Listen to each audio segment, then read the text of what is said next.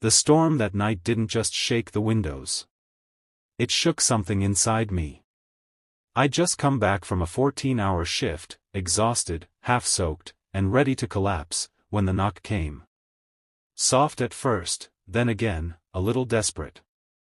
I opened the door to find Mara, my best friend's sister, holding a tiny duffel bag and wearing the expression of someone who'd finally run out of places to be strong. "Your lights were on," she whispered, rain dripping from her hair. Can I stay here tonight? Just tonight. I don't want to go back." Her voice cracked at the edge, like she was trying too hard not to break. I stepped aside instantly. "You don't have to explain anything." Inside, she hovered near the hallway, shivering. I offered her a towel, some dry clothes, and made her tea.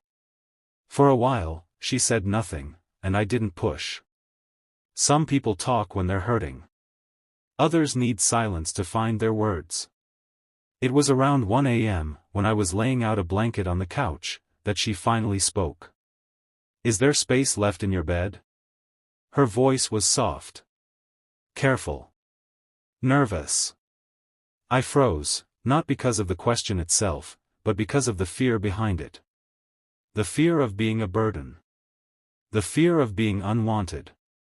The fear of being alone, again. I turned to her. "There's space," I said. "But, are you sure?" She nodded, eyes glistening. "I don't want to sleep alone tonight." Cloud with rain, the unexpected truth. We lay on opposite sides at first, quiet, staring at the ceiling. I could hear her breathing, uneven, shaky, like she'd been holding it in all day. After a long pause, she whispered.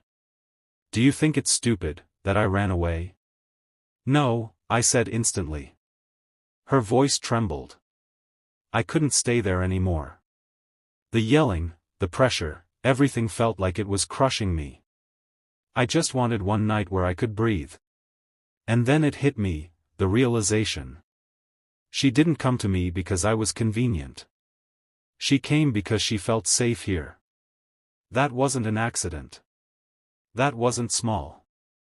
That was something sacred. I shifted slightly, turning toward her. "If you ever feel like you can't breathe, then this place, this home, it's always open."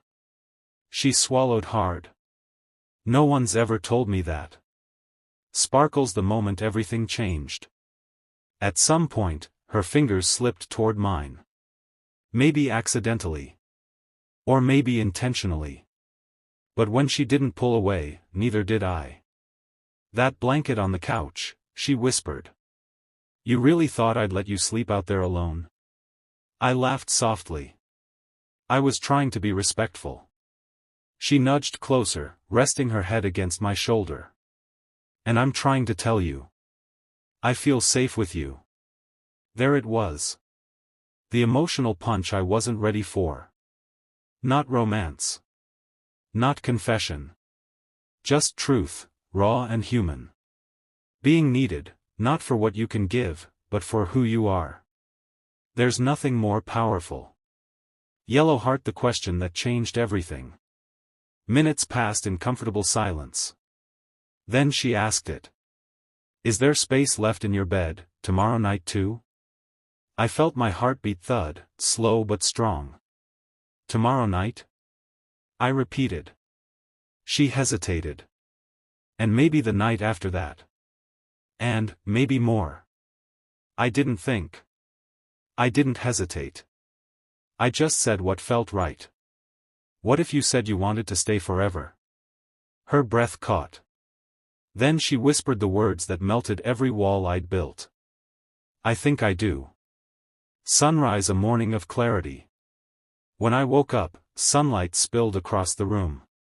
She was still there, asleep beside me, calmer than I'd ever seen her. No tension. No fear. Just peace. And I realized something profound. Sometimes, kindness isn't a grand gesture. Sometimes, it's opening your door when someone has nowhere else to go. Sometimes, it's offering space. In your home. In your heart. In your life. And sometimes, that small act changes 2 lives at once. Dizzy final message. She didn't stay forever because I asked. She stayed because, for the first time, she felt like she belonged. And honestly, that's all any of us ever really want. A place to breathe. A place to rest. A place to be loved. Silently, softly, without conditions. Sometimes, one night of kindness becomes the beginning of everything.